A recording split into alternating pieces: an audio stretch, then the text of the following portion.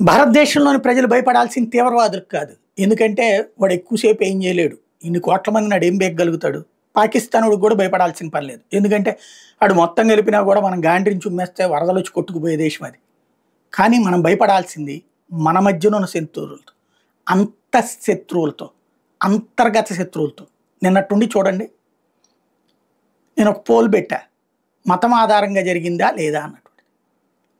లేదు అన్నోళ్ళు 10-12% ఉన్నారు. గుడ్ కామెంట్లు చూసా, కొన్ని సాధారణ కామెంట్లు చూడడం చూసా.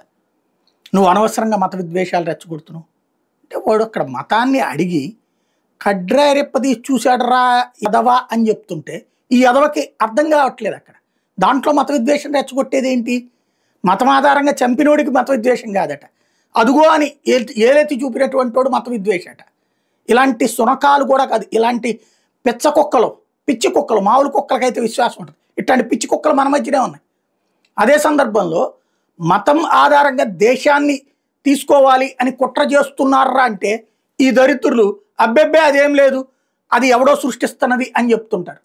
రేపు పొద్దున తీవ్రవాదులు ఈ దేశం మీద దండయాత్ర చేస్తే బీజేపీ ఆర్ఎస్ఎస్ వాళ్ళ వల్లనే ఇక్కడికి వచ్చారు తీవ్రవాదులు, అంతే తప్పించి లేకపోతే కనుక అసలు ఇంతకుముందు చాలా బాగుండేది, మా తాతమ్మ చెప్పేది అని చెప్పి కాకమ్మ కబుర్లు చెప్పేటటువంటి సన్నాసులు మన మధ్యలోనే ఉన్నారు. నువ్వు చేతనైతే దేశానికి సేవ చేయి, లేదా మూసుకూర్చు.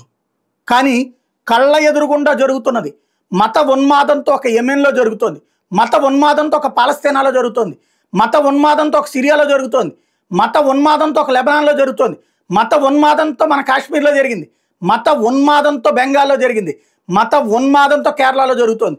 అయినా నాకేం సంబంధం లేదు, అట్లంటే ఎవడో ఏదో అనుకుంటాడు అంటే గనక నీలాంటి దరిద్రులతో ఈ దేశానికి ప్రయోజనం లేదు, శూన్యం.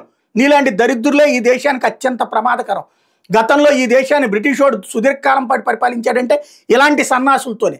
సుదీర్ఘకాలం పాటు 600 సంవత్సరాల పాటు ఇతర దరిద్రులు అందరూ పరిపాలించారంటే ఇలాంటి సన్నాసులు మన మధ్యలో ఉండడమే.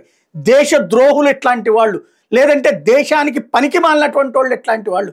ఇలాంటి వాళ్ళ వల్లనే సమాజానికి నష్టం, దేశానికి నష్టం. రాబోయేటటువంటి రోజుల్లో ఉగ్రవాదులకు అవకాశం కల్పించేది ఎట్లాంటి దరిద్రులే.